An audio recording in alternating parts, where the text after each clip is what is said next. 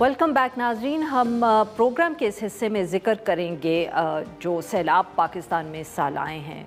मौसमियाती तब्दीली हो जिसको क्लाइमेट चेंज भी कहा जाता है, उसका असर पाकिस्तान में जितना पिछले सालों में देखा गया है शायद कम ही दुनिया के कुछ ममालिक हों जो इस शिद्दत से इस मौसमियाती तब्दीली का तजुर्बा जिनको मिल रहा हो।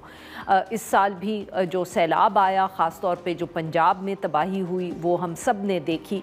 इस वक्त बारिशें तो ख़त्म हो चुकी हैं मगर जहाँ तक हम कहें साउथ पंजाब का ताल्लुक़ है वहाँ अब भी जो सैलाब की वजह से मसाइल आए हैं, जो चैलेंजेस हैं वो वहाँ मौजूद हैं। कुछ दिन पहले ही ये इत्तला आई थी कि मुल्तान की जो तहसील है जलालपुर पीरवाला, वहाँ दर्जनों बस्तियाँ जो हैं वो पानी में डूबी हुई हैं। अभी तक वहाँ से पानी की निकासी नहीं हुई जिसकी वजह से जो रिहायशी हैं वो बहुत मुसीबतों में हैं। सैलाबी पानी से जो M5 मोटरवे है मुल्तान से वो भी जगह जगह पे पानी के नीचे है। सारे इशू पे बात करने के लिए आज हमारे साथ मौजूद हैं तासुर सुबहानी साहब, नुमाइंदा हैं डॉन न्यूज़ मुल्तान। अस्सलाम वालेकुम तासुर सुबहानी साहब, वेलकम टू द शो। जी तासुर साहब बताइए, इस वक्त साउथ पंजाब में क्या सूरत हाल है सैलाब के हवाले से? जी बहुत शुक्रिया आरफा। मैं आपको बताऊं कि सैलाब तो गुजर चुका, लेकिन अगर मुल्तान की तहसील जलालपुर की बात की जाए तो यहाँ पे इस वक्त भी जो है उसकी वजह मैं बताऊं कि यहाँ पर दोनों दरिया मिलते हैं आके, एक तरफ से चनाब और दूसरी तरफ से जो है वो सतलुज भी यहाँ पर आ जाता है। तो इन दोनों दरियाओं ने जो है वो मुल्तान जलालपुर में जो तबाही मचाई वो तो हम पहले भी आपको बताते रहे हैं, लेकिन पानी आज भी इस वक्त भी मुतअद्दिद बस्तियों में मौजूद है। कहीं 2 से 4 फुट तक पानी खड़ा हुआ है और कहीं इससे कम है। लेकिन मैं आपको बताऊं कि जो मोटरवे है जो कि इस्लामाबाद से कराची का रूट है, आज 26वां रोज है, वो मोटरवे भी ताहाल बंद है। और आज भी हमारी बात हुई थी मोटरवे ज़राए से, तो उनका ये कहना था कि इसको अभी 1.5 से 2 माह लगेंगे जब तक ये मुकम्मल मोटरवे बहाल हो सकेगी, क्योंकि मोटरवे 13 जगह से जो है वो मुख्तलिफ शगाफ डाले हैं सैलाबी पानी ने। सही। उसकी वजह से जो है वो पानी इस वक्त भी मोटरवे के चारों अतराफ जो है वो खड़ा हुआ है।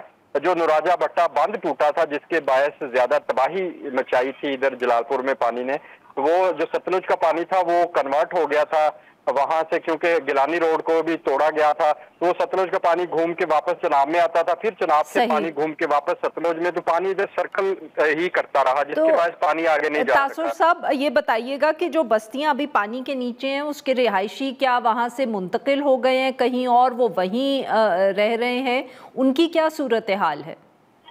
जी बिल्कुल, मैं आपको बताऊं कि जलालपुर में खैमे लगाए गए हैं, खैमा बस्तियां आबाद की गई हैं, सरकारी कॉलेजों में भी, स्कूलों में भी। वहाँ पे कुछ लोग जो हैं वो रिहायश पजीर हैं, कुछ जो है वो समाजी तंजीमों की जानिब से पाकिस्तान भर से यहाँ पर तंजीमें आई हुई हैं, उन्होंने भी खैमा बस्तियाँ लगाई हुई हैं, वहाँ पर भी लोग मौजूद हैं। मैं आपको बताऊँ कि कल गुज़श्ता 2 रोज से मुल्तान में शदीद बारिश हुई है, जो कि इस जो लास्ट स्पेल था उसकी शदीद तरीन बारिश हुई थी, जिसमें जो ये लोग थे उनको मजीद उनकी मुश्किलात में इजाफा हो गया था। और कहाँ जहाँ से पानी कम हो गया है वहाँ पर लोग घरों को जाना शुरू हो गए हैं, लेकिन अभी भी बड़ी तादाद में लोग इन खैमा बस्तियों में मौजूद हैं। तो सर वेरी क्विकली ये बताइए कि यहाँ से पानी कब तक निकलेगा, कुछ अथॉरिटीज का अंदाजा है? महकमा इनहार से हमारी बात हुई थी, उनका ये कहना था कि यहाँ से पानी अब जो है वो यहाँ से निकाला नहीं जाएगा, क्योंकि ये नशेबी इलाके हैं जहाँ पर पानी दाखिल हो गया है और यहाँ पर पानी जाके ठहर गया है।